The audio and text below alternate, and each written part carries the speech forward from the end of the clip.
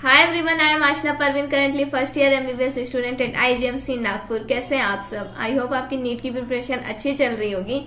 अभी नीट 2022 का तो काउंसलिंग चल रहा है, सब काउंसलिंग में बिजी होंगे नीट 2022 वाले। ऑल द बेस्ट विशेस मेरी तरफ से सभी को जो भी काउंसलिंग कर रहे हैं एंड उन्हें अच्छे से अच्छा कॉलेज मिले।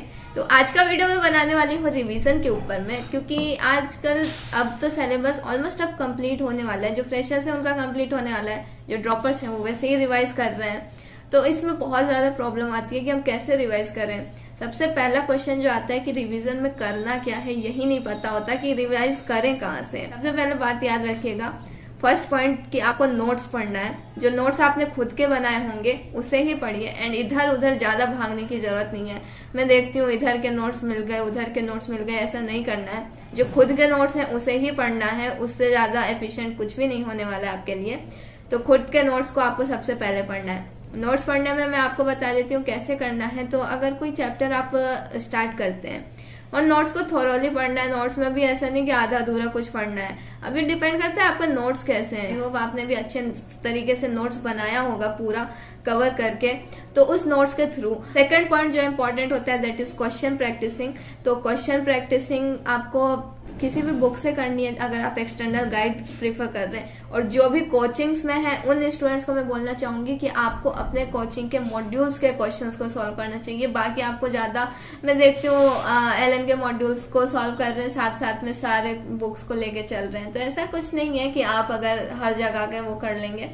अब मॉड्यूल्स का आ जाता है कि कौन सी एक्सरसाइज करना है मॉड्यूल में रिवीजन में। तो रिवीजन के लिए फर्स्ट टाइम में तो आपने आई होप पूरा मॉड्यूल सॉल्व किया होगा, इतना एक्सपेक्ट मैं करती हूँ आपसे।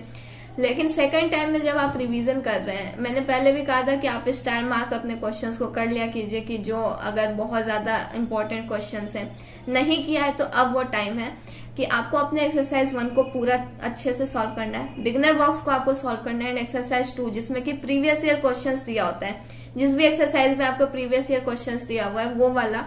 और एक जो बहुत हाई लेवल का होता है उसे आप छोड़ सकते हैं। अब जब आप क्वेश्चन अपने सॉल्व करेंगे ना, तो उसमें टिक कर लीजिएगा जिस क्वेश्चन पे आप फंस रहे हैं, किस क्वेश्चन पे आप गेस लगा रहे हैं, जो भी कर रहे हैं। जो क्वेश्चन आपको नहीं आ रहा है, थोड़ा सा भी अगर अच्छा क्वेश्चन लग रहा है कि ऑप्शंस उसके अच्छे हैं, ऐसे मोल्ड करके दे सकता है, तो उन क्वेश्चंस को मार्क कर लीजिए। क्योंकि आगे जाके आपके पास इतना टाइम नहीं रहेगा कि आप पूरी की पूरी एक्सरसाइज सॉल्व कर पाए। तो इस वजह से उसे आपको करना है। इसके बाद थर्ड पॉइंट आ जाता है एनसीईआरटी पे फोकस करिए। आई होप आपने बायो के एनसीईआरटी को तो पूरा फोकस कर ही रखा होगा। तो और साथ साथ में अब केमिस्ट्री के एनसीईआरटी पे भी पूरा अपना फोकस कर लीजिए।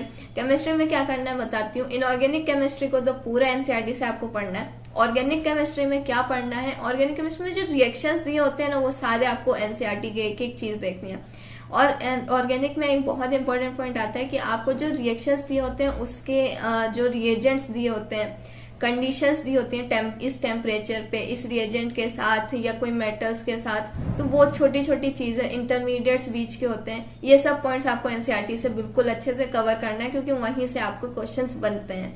और फिजिकल केमिस्ट्री में तो कुछ चैप्टर्स हैं जैसे कि सॉलिड स्टेट, सरफेस केमिस्ट्री, ये ऐसे थ्योरेटिकल चैप्टर्स जो आपको वहां से पढ़ने। गैसेस वाला चैप्टर 11th का, वो वाला चैप्टर।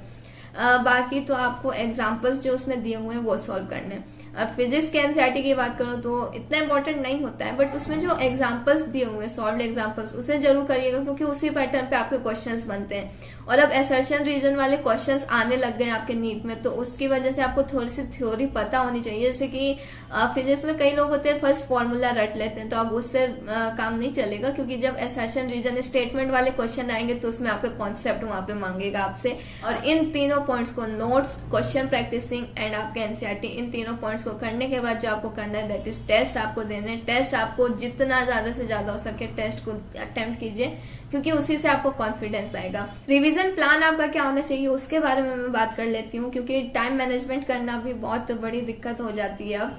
क्योंकि अब क्या प्रेशर बहुत ज्यादा बढ़ जाता है, कोर्स एक तो बढ़ जाता है, थोड़ा सा मैनेज करना बहुत प्रॉब्लम हो जाता है। सबके साथ होगा ये, ऐसा मत सोचिएगा कि आपके साथ ही आप रिवाइज नहीं कर पा रहे, आप कवर नहीं कर पा रहे। सबके साथ बैकलॉग्स थोड़े बहुत होंगे, सबके होंगे। मेरा अगर मैं आपको बताऊं तो कुछ चैप्टर्स थे जो पूरे बैकलॉग्स में ही थे। एक रिवीजन प्लान बनाना है कि मुझे एक दिन में कितने चैप्टर्स को कंप्लीट करना है। ये सब स्टूडेंट्स पे वेरी करेगा, क्योंकि कोई कम कर पाएगा, कोई ज्यादा कर पाएगा, ये आपके ऊपर डिपेंड करते हैं। और अपने आप को बर्डन नहीं करना है कि हाँ मुझे अगर दीदी ने बोल दिया एक दिन में इतना, मेरा जैसा रहता था कि एक दिन में मैं एक चैप्टर फिजिक्स का करने का सोचती थी, 2 चैप्टर बायो का एंड 1 चैप्टर केमिस्ट्री का, and with notes and question practicing. ऐसे मेरा क्वेश्चन प्रैक्टिसिंग ऐसा रहता था कि मुझे जैसे कि मैं एक्सरसाइज 1 के सारे क्वेश्चन सॉल्व नहीं करती थी। क्यों नहीं करती थी? क्योंकि मैंने अपने क्वेश्चंस को मार्क करके रख रखा था कि मुझे कौन कौन से सेलेक्टिव क्वेश्चंस थे वो पता थे मुझे, और फिर वो होते थे वही करती थी।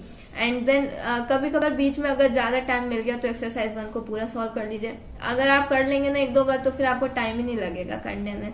तो ऐसे करती थी। और PYQs तो जितनी बार हो सके उतनी बार करिए, जितना ज्यादा से ज्यादा कर सके।